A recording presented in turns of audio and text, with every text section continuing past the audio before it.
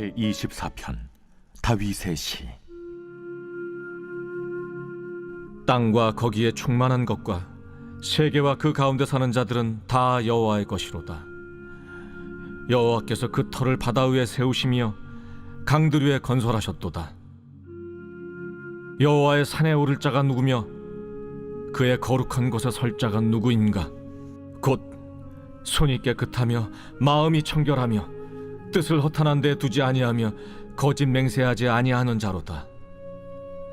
그는 여호와께 복을 받고 구원의 하나님께 의를 얻으리니 이는 여호와를 찾는 족속이요 야곱의 하나님의 얼굴을 구하는 자로다. 문들아 너희 머리를 들지어다. 영원한 문들아 들릴지어다. 영광의 왕이 들어가시리로다. 영광의 왕이 누구시냐?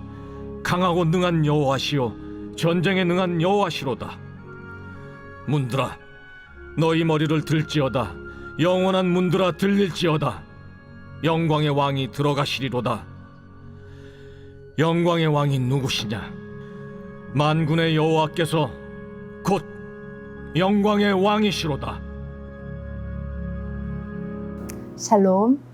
오늘 함께 나눌 시편 24편은 감사시로 하나님을 영광의 왕으로 노래합니다. 24편은 세 부분으로 나누어 볼 수 있는데 1절과 2절은 창조주 하나님을 노래합니다. 15편과 흡사한 3절에서 6절은 이스라엘이 조심스럽게 하나님을 향해 나아갑니다.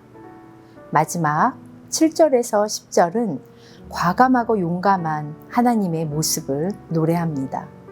여호와는 이스라엘을 향해 위엄과 능력으로 나타나고 계시기 때문입니다.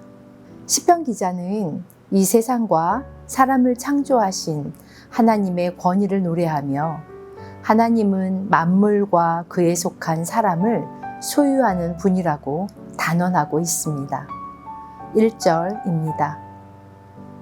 땅과 거기에 충만한 것과 세계와 그 가운데에 사는 자들은 다 여호와의 것이로다. 1절은 선택된 이스라엘이 출애굽 후에 시내산에서 언약을 맺을 때 하셨던 말씀과 동일합니다.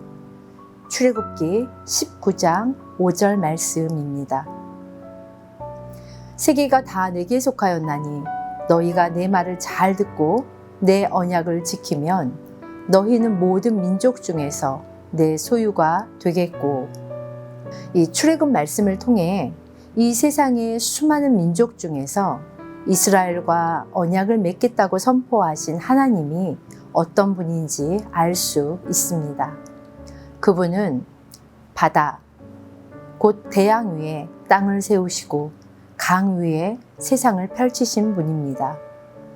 땅과 그 안에 있는 모든 만물의 소유주이신 창조주 하나님이십니다.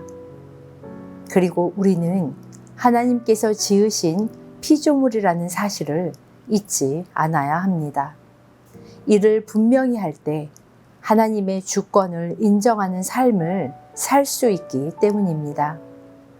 당신은 지금 하나님의 권위 아래 존재한다는 것을 믿으십니까? 성경은 그렇다면 누가 거룩한 곳 여호와의 산에 오를 수 있는지 묻습니다. 3절입니다. 여호와의 산에 오를 자가 누구며 그의 거룩한 곳에 설 자가 누구인가? 여호와의 산은 성전이 세워진 시온으로 이곳의 접근은 제한되어 있습니다. 4절에서 곧 손이 깨끗하며 마음이 청결하며 뜻을 허탄한 데 두지 아니하며 거짓 맹세하지 아니하는 자라고 답을 합니다. 이 말씀을 보면 첫 번째, 외부적으로 드러나는 행동으로는 손이 깨끗한 사람. 두 번째, 눈에 보이지 않는 마음이 깨끗한 사람.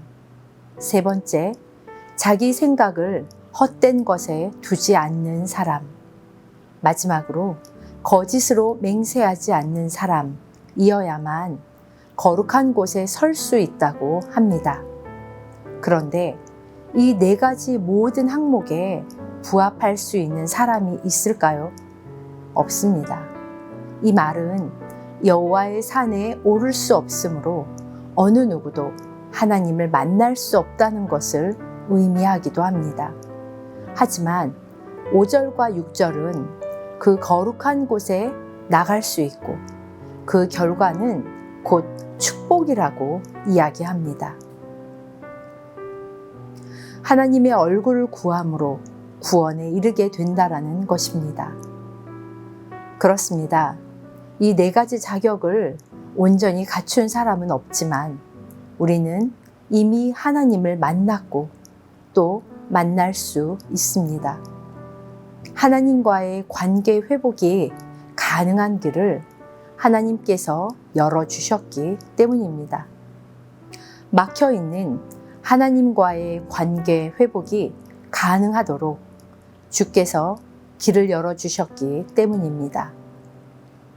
아주 선명한 길, 예수 그리스도를 믿는 믿음으로 얻을 수 있습니다. 이제 하나님께서 위엄과 능력으로 이스라엘에게 향하고 계십니다. 7절입니다. 문들아 너희 머리를 들지어다. 영원한 문들아 들릴지어다.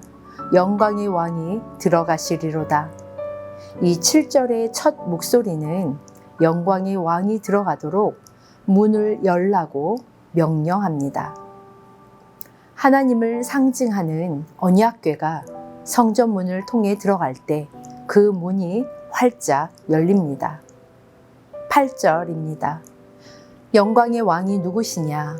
강하고 능한 여호와시오. 전쟁에 능한 여호와시로다.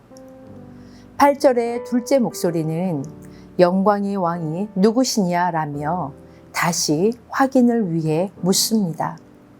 그는 무장하고 전투태세를 갖춘 하나님이십니다.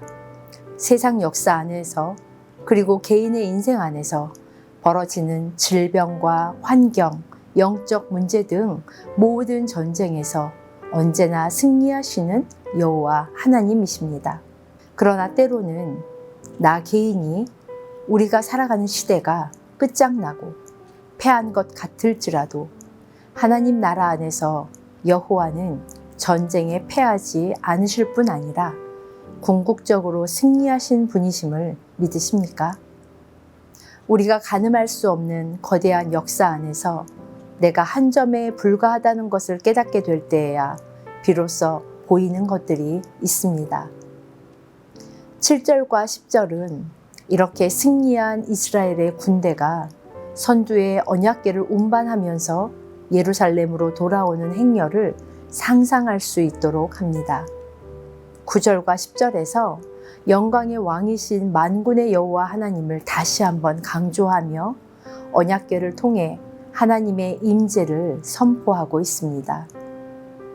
시편 24편의 놀라운 사실은 우리들 생의 혼란 가운데 하나님께서 백성들을 위해 계속해서 싸운다고 격려하고 있습니다. 시편 기자는 하나님께서 대적을 물리치는 한 전사로 표현하며 찬양하고 있습니다. 지금 우리는 모든 악을 종결시킬 그리스도의 재림을 기다리고 있습니다. 때로는 그 길 가운데서 우리가 원치 않는 삶과 맞부딪힐 수도 있습니다.